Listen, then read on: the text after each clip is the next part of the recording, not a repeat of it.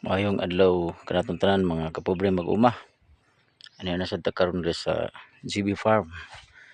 So atong tanawon ang resulta na sad sa katong pahid niya para sa bunga. So mao ni mga kapobre mag-uma. Okay?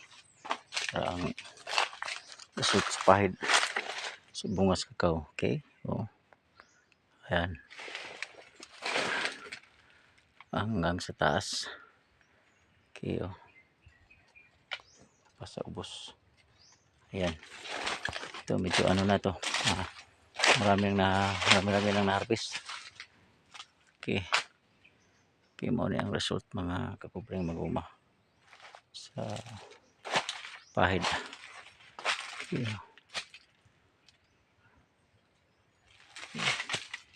Lagi si borer.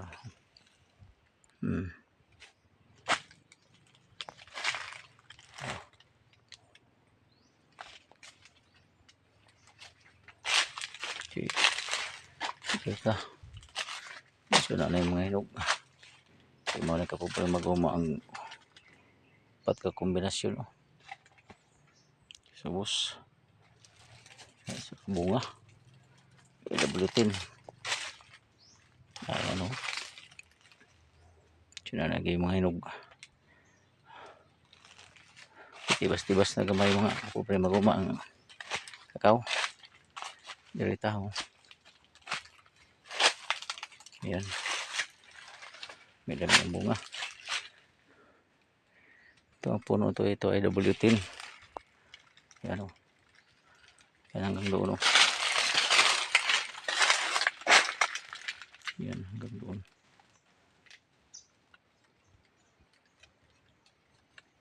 Okay.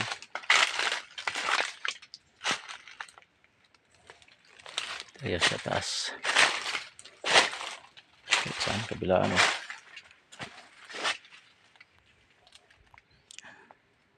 Sa taas.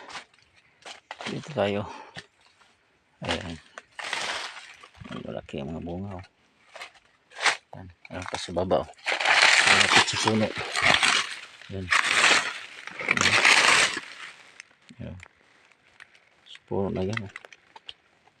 Ang resulta sa pahid mga kapobre mag-uma. Itong puno ito eh. Malaki ito, maraming bunga ito. Oh. Hanggang sa taas. Ayan. Walang balot. Hindi na kami nagpabalot dito. Ayan. Mga kapobre mag-uma. Ayan. Ito na, palapit natin. Ayun. Meron ng hinog. Ayun. Ito tayo. Ito BR25. Yan. BR25. Magaling ito sa bunga. Ito W10. Ito tayo dito. Yan. W10. Okay. Yan. Result sa pahid.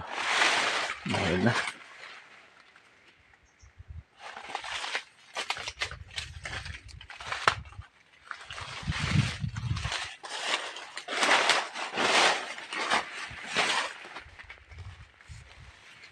Bunga. Yan ito. Ito ay UF18 to. Mga kapobre mag-uma. Yan. Tsaka mga yan. UF18. So tibas-tibas na ito ngayon. Ito mga kapobre mag-uma. Ito ang ginagawa ko.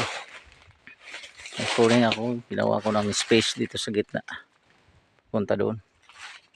Yan. Kapobre mag-uma. Okay.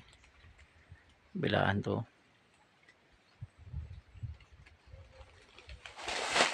Dito sa baba. Okay, maraming salamat. Magandang araw ulit sa lahat mga kapobreng mag-uma.